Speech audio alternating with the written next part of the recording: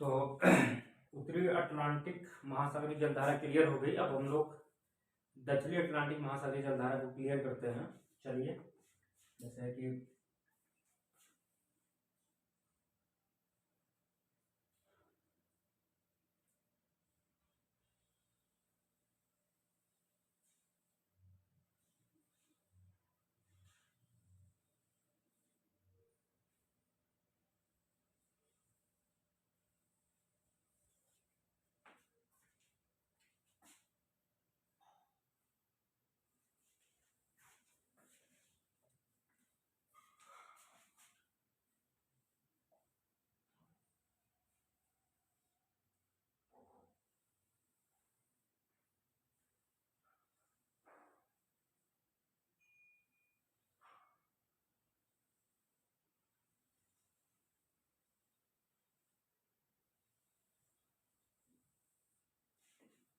पहले की तरह अब देखिए, हम लोगों ने जैसे कि पढ़ा था कि ये उत्तरी विषुवत-रेखीय जलधारा है,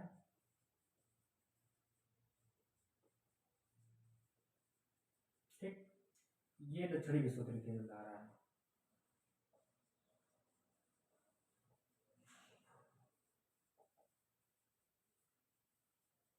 ठीक।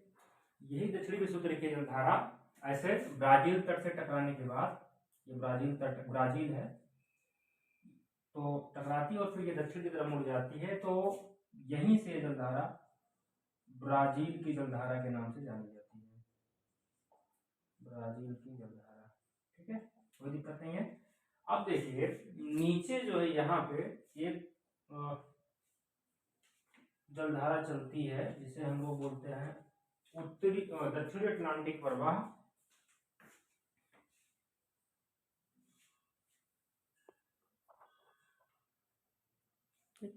एक जलधारा चलती है जिसे हम लोग बोलते हैं दक्षिणी अटलांटिक प्रवाह। एक्चुअली ये जलधारा जो होती है ये कई नामों से पुकारी जाती है। दक्षिणी अटलांटिक प्रवाह है, अंटार्कटिक प्रवाह है, या पश्चिमा पवन प्रवाह है।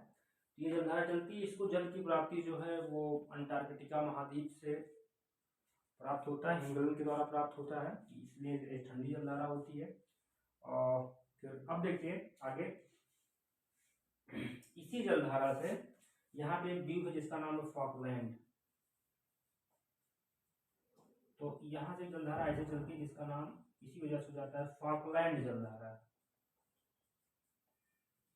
हो जाता है फॉकलैंड जलधारा हो जाता है।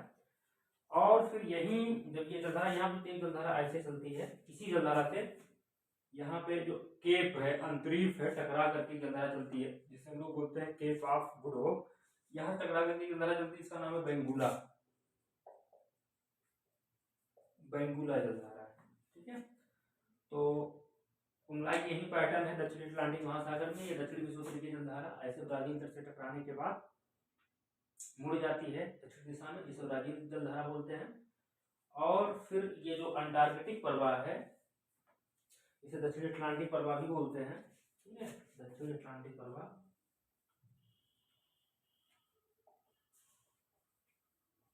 ठीक है। इसी में से यहाँ फॉकलैंड द्वीप है, ये टकराने के बाद ये ऐसे उत्तर दिशा में जलधारा बहती है, इसलिए इसको हम लोग फॉकलैंड जलधारा बोलते हैं। यहाँ पे यहाँ टकराने के बाद एक जलधारा है दक्षिण से उत्तर बहती है, इसे हम लोग बोलते हैं बेंगुएला की जलधारा। अब देखिए ध्यान में रखने वाली बात यह है कि जो दक्षिणी अटलांटिक प्रवाह है ये पश्चिमा पवन के प्रभाव से चलती है। ये क्योंकि ये क्षेत्र क्या है, इसमें स्थल की बेहद कमी है, जलीय भाग है सब, तो हवाओं की गति काफी बढ़ जाती है। इसीलिए इस क्षेत्र में पश्चिमा पवन को जो है 40 डिग्री के आसपास गरजती चालीसा, 50 के आसपास भयंकर पचासा तथा 60 के आसपास जिसे चीखती साठा कहा जाता है। इस चक्कर में देखिए जलधारा पूरी तरह से पश्चिम से पूरब हो गई है, ठीक है। तो ये है, तो कोई दिक्कत नहीं है। अब देखिए अगर गर्म ठंडी जलधारा देखा जाए तो ये जो फॉकलैंड जो ये दक्षिणी अटलांटिक प्रवाह है, इसको अंटार्कटिका महाद्वीप से हिमगलन के द्वारा जल की प्राप्ति होती है, इसलिए ठंडी जलधारा है।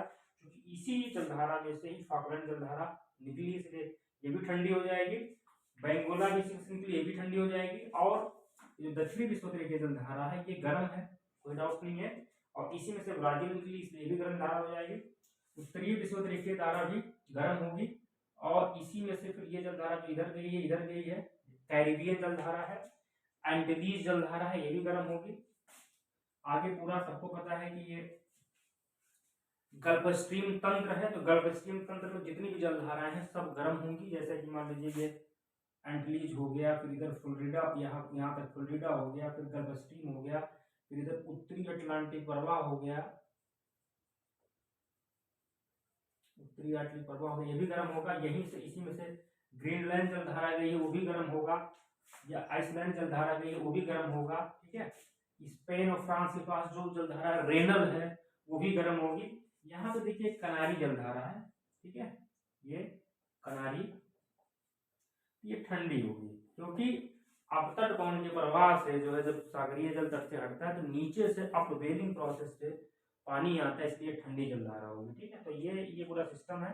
बाकी देखिए इस क्षेत्र में एक सागर है, इसका नाम है सारगैसो सागर, सारगैसो सागर।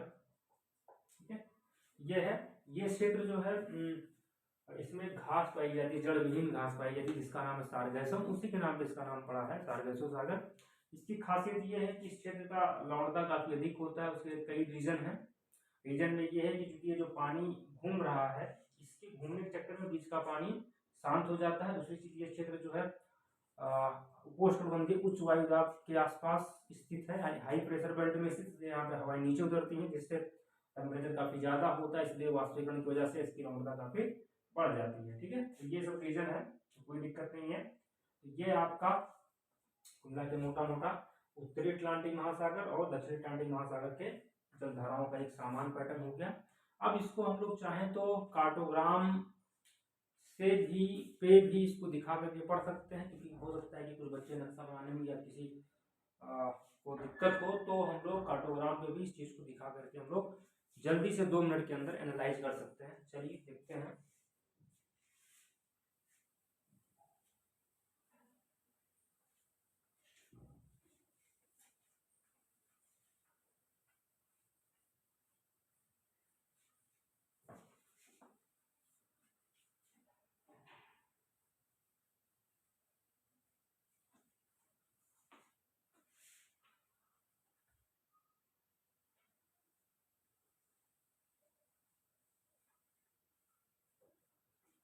देखिए जैसे कि यहाँ पे हमने मान लीजिए बना दिया यूरोप बना दिया, ठीक, ये मान लीजिए एशिया हो गया, यूरोप, ये एशिया हो गया, ये अफ्रीका हो गया,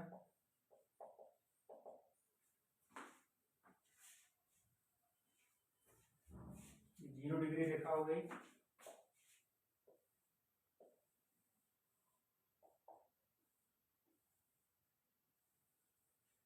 ये उत्तरी अमेरिका हो गया,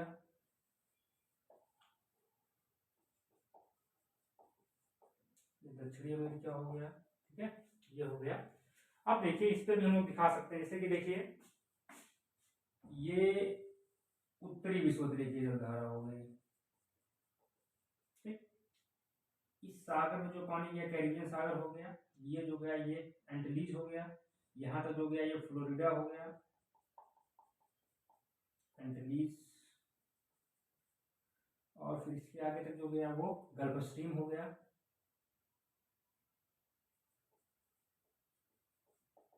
ठीक है, और इधर जो गया वो उत्तरी अटलांटिक प्रवाह हो गया, उत्तरी अटलांटिक प्रवाह हो गया। ठीक है, और इसी में से जो जलधारा यहाँ निकल गई ग्रीनलैंड के पास, ग्रीनलैंड जलधारा नाम हो गया, और ऐसे जो आइसलैंड के पास भी उसका नाम हो गया इरमिंजर, इरमिंजर जलधारा हो गई। और कुछ पानी जो स्पेन फ्रांस के पास आ गया उसका नाम हो गया रेनल, रेनल जलधारा हो गई। कोई दिक्कत नहीं। देखिए ये पूरा एंटीलीज, फ्लोरिडा, गल्फ स्ट्रीम, इसको हम लोग इकट्ठे बोलते हैं गल्फ स्ट्रीम तंत्र बोलते हैं। ठीक है, तो कोई दिक्कत नहीं है। कैरिबियन, एंटीलीज, फ्लोरिडा, गल्फ स्ट्रीम, सबको पता है। यहाँ पे फ्लोरिडा बीच है, हाइड्रस अंतरिक्ष तक सब पहले डिस्कस ही हो चुका, कोई दिक्कत नहीं। अब देखिए यहाँ पे एक जलधारा पाई जाती है ऐसे, जिसको हम लोग बोलते हैं कनारी। तो कोई दिक्कत नहीं है। ये उत्तरी अटलांटिक महासागर का हो गया। ऐसे दक्षिणी अटलांटिक महासागर में आइए, यहाँ जो जलधारा चलती है उसका नाम क्या है, दक्षिणी विषुवत जलधारा। इसके बीच में जलधारा चलती है यहाँ पे, इसका नाम है प्रति विषुवत जलधारा, या चूंकि अफ्रीका के पास स्पष्ट होती है इसलिए लोग गिनी की जलधारा भी बोलते हैं, गिनी जलधारा। ठीक है, तो कोई दिक्कत नहीं है। अब देखिए ये भी गर्म है तो कोई दिक्कत नहीं, फिर ऐसे हो गया। ठीक, फिर यही जलधारा जब ऐसे ब्राजील तट से टकराने के बाद इधर आ जाती है, जिसे ब्राजील जलधारा बोलते हैं। ठीक, और यहाँ पे जलधारा जो चलती है उसे हम लोग क्या बोलते हैं, दक्षिणी अटलांटिक प्रवाह, दक्षिणी अटलांटिक प्रवाह बोलते हैं। ठीक, इसे दक्षिणी अटलांटिक प्रवाह बोलते हैं, या अंटार्कटिक प्रवाह बोलते हैं, या पश्चिमापन प्रवाह बोलते हैं। जैसे कि पिछले अभी कुछ समय मैंने पिछले कुछ पहले थोड़ा सा स्पष्ट किया था, मैंने कुछ समय पहले स्पष्ट किया था कि ये इस क्षेत्र में पश्चिमापन प्रभाव तेजी से चलता है, पश्चिमापन, इस वजह से इनकी दिशा पूर्णतः पश्चिम से पूर्व हो जाती है। ठीक है, इसी जलधारा में से ये जलधारा यहाँ पे द्वीप फॉकलैंड ऐसे उससे टकरा के कुछ पानी दक्षिण से उत्तर बहने लगता है, जिसे हम लोग बोलते हैं फॉकलैंड जलधारा। फॉकलैंड जलधारा में कुछ पानी ऐसे टकरा करके ऐसे बहने लगता है, जिसे हम लोग बेंगुला जलधारा बोलते हैं, बेंगुला और फॉकलैंड जलधारा बोलते हैं। ठीक है, तो ये सामान्य पैटर्न है, यही हमने पढ़ा था। हमने कहा था देखिए यहाँ पे सार्गेसो सागर है, ठीक है, ये वही घास पाई जाती है सार्गेसम, पुर्तगाली भाषा का एक शब्द है, पोर्तुगीज भाषा सार्गेसो। बाकी यहाँ पे बारिश नहीं होती है। इन जलधाराओं से इस क्षेत्र का पानी काफी शांत हो जाता है, पानी का मिश्रण नहीं हो पाता है। उपोष्णकटिबंधीय उच्च वायुदाब क्षेत्र में स्थित है, जिस वजह से यहाँ पे बारिश नहीं होती। इस चक्कर में यहाँ की लवणता काफी ये जो इसके आसपास के क्षेत्र उससे काफी अधिक हो जाती है। ठीक है, तो कोई दिक्कत नहीं है, ये हो गया। बाकी हम लोगों ने ठंडी गर्म कर ही लिया है कि भाई देखिए ये जो है ये ठंडी जलधारा है, ये भी ठंडी है, ये तीनों ठंडी है, ठंडी, ये भी ठंडी, ये भी ठंडी और ये भी ठंडी। ठीक है, बाकी सब गर्म है।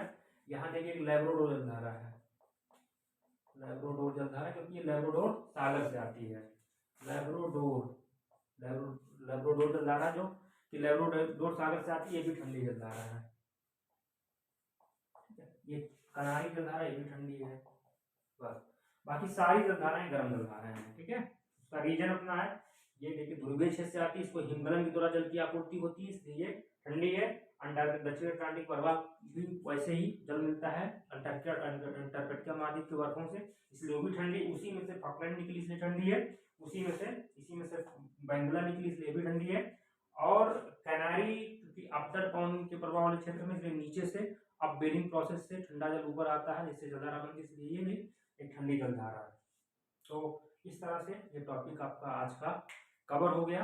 अब इसको बढ़िया से अपना ध्यान से देखिए, बाकी अगले वीडियो में हम लोग हिंद महासागर की जलधारा और प्रशांत महासागर की जलधारा को डिस्कस करने का प्रयास करेंगे।